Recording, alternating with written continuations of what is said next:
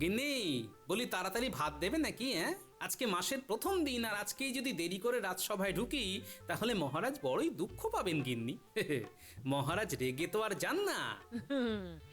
আজ মাসের পয়লা দিন, এদিকে তোমার যে মাসের শেষ থেকেই হাঁড়ির হাল হয় সে কথা কি মহারাজের জানা আছে? আহা, কি হয়েছে বলো না? হাঁড়ির হাল বলে তো মাথা খাচ্ছ। বলি হাঁড়িতে কি ভাত চেপেছো? কোন রকমে চেপেছে, আর কিছুই তো বাজার থেকে আনোনি। এখন ওই ভাত, একটু ডাল আর আলু সেদ্ধ খেয়ে যেতে হবে। হ্যাঁ, আচ্ছা তাই দাও, বাড়ি ফিরে ভালো করে হাঁটে যাও, অনেক কিছু পাওয়া যাবে। আহা, আরে চিন্তা করছো কেন? আজকে মাসের পয়লা, মাস মাইনে নিয়েই তো ঘরে আসবো নাকি? হ্যাঁ, বসো বসো, এই ভাত মনে হচ্ছে হয়ে গেছে। হ্যাঁ, বলি একটু ঘি আছে নাকি গিন্নি? আমার কি সেই সৌভাগ্য আছে? ও ইস, বড্ড বেলা হয়ে গেল, আজও দেরি। আর দেরি করলেই ওই শয়তান মন্ত্রীটা মস্করা করতে থাকে।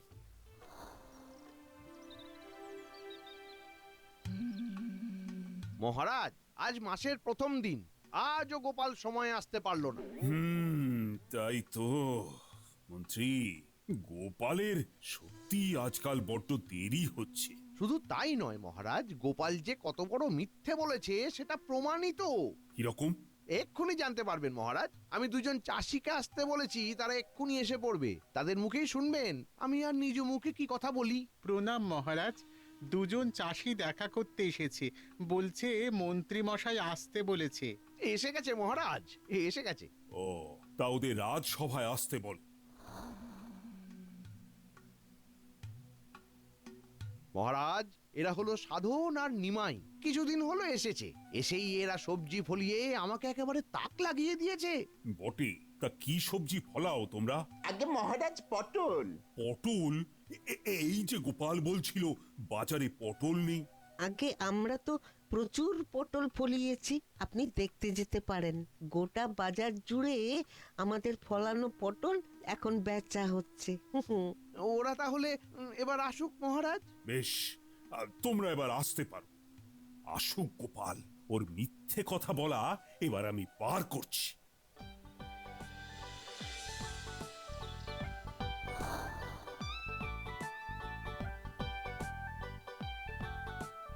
মহারাজ, ওই গিন্নির ভাত রান্না করতে দেরি হয়েছিল, তাই আমারও একটু দেরি হয়ে গেল মহারাজ। আর কত অজুহাত দেবে গোপাল? কাল তুমি পটলের কথা বললে, আর আজ পটল চাষি এসে কত পটল ফলিয়েছে সে কথা বলে গেল। তুমি তো বড় মিথ্যাবাদী। হ্যাঁ গোপাল, আমার মিথ্যে কথা বলবার প্রয়োজন কি মন্ত্রী মশাই? আচ্ছা, আপনি কোন চাষিকে নিয়ে এসেছিলেন বলুন তো? সবাইকেই আমি কম বেশি চিনি। তুমি সাধন আর নিমাইকে চেনো? না, এরকম নামে তো কোনো চাষি আছে বলে শুনিনি। এরা পটল চাষি। কি আশ্চর্য, বাজারে পটল নেই আর মন্ত্রী মশাই ওই কে সাধন কে নিমাই সব পটল চাষিদের এনে হাজির করছে। বলি কাউকে সাজাননি তো? না, আপনি যে এটা করতে পারেন তা আমি জানি। দেখুন মহারাজ, দেখুন গোপাল কিরকম মুখের ওপর আমাকে মিথ্যাবাদী বলছে, যেখানে ও নিজে সবচেয়ে বড় মিথ্যাবাদী।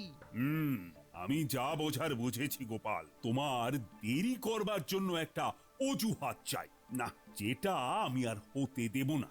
আর এর ফলস্বরূপ এই মাসে তুমি অর্ধেক মাইনে পাবে। হ্যাঁ, এ কি বলছেন মহারাজ? হ্যাঁ গোপাল, এটাই তোমার শাস্তি। সেই সঙ্গে মন্ত্রী, খুব ভালো কাজ করবার জন্য তোমাকে আমি পুরস্কার দিতে চাই। বলো বলো মন্ত্রী, কি চাই তোমার? মহারাজ, আমার যদি একটি জমি হয় তাহলে কিছু চাষি ভাইকে দিয়ে পটল চাষ করিয়ে সেটা গরিব লোকেদের খাওয়ানোর প্রবল ইচ্ছা জাগে। বাহ মন্ত্রী, বাহ, খুব ভালো ভেবেছো তো। তোমাকে আমি 1 বিঘা জমির ব্যবস্থা করে দিচ্ছি।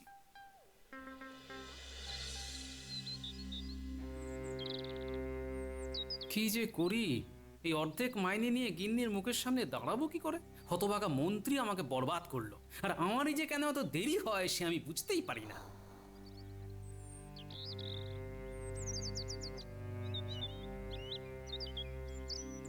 এ কি, এ আবার কোথা থেকে উদয় হলো? বলা নেই কওয়া নেই, এ তো সহজে যাবে না। হে ভগবান, তা কখন আসা হলো? এই তো একটু আগেই এলাম শ্বশুর মশাই। এই যে এসে গেছো? হ্যাঁ, এই যাও যাও যাও শিগগির বাজারে যাও, পটল পোস্ত ইলিশ মাছ নিয়ে এসো। জামাই বাবা জীবনের খুব পটলের দোরমা খাওয়ার ইচ্ছে হয়েছে। পটলের দোরমা? সেই সাথে ভাপা ইলিশ, স্বাদই আলাদা। আপনি কিচ্ছু চিন্তা করবেন না শ্বশুর মশাই, আমি খুব ভালোভাবে খাবো। বাড়ি অবধি ঢুকলাম না ভালো করে, এদিকে ইনি এসেই ভাপা ইলিশ পটলের দোরমার কথা বলতে শুরু করে দিয়েছে। কপালই খারাপ, এই মাসে মাইনেটা অর্ধেক পেয়েছি, কি দিয়ে যে কি করব সেটাই তো বুঝে উঠতে পারছি না। আপনি বের করে কিছু বলছেন শ্বশুর মশাই?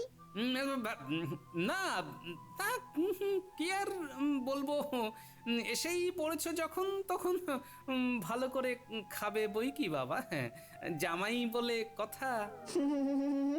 কাল থেকে আপনাকে আর কষ্ট করে বাজারে যেতে হবে না। হ্যাঁ সে কি, তুমি জামাই মানুষ, তুমি কেন বাজার করবে বাবা? না না, তাতে কি আছে, আমি তো আছি। তুমি আছো মানে? অতিথি নারায়ণ হয়ে এসেছি শ্বশুর মশাই, অত সহজে কি যেতে পারি? বিশেষ করে যখন আপনাদের মতো মানুষের সান্নিধ্য পেয়েছি। এ তো সহজে ছাড়ার পাত্র নয় দেখছি।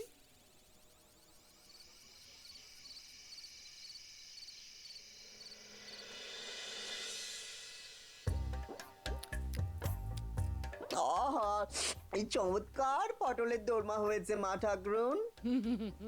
ভালো করে খাও বাবা জীবন।